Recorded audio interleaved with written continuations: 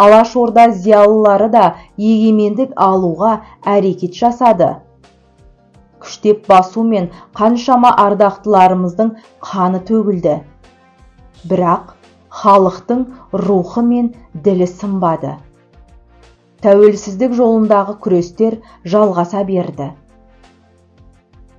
Тоңдырды мені, тоңдырды сені, желтоқсан желі ызғарлы деген өлең жолдарының шығуына себеп болған, қазақ көкірегіне ұмытылмастай із қалдырған 1986 жылғы желтоқсан көтерілісі әлі күнге дейін халық жадында.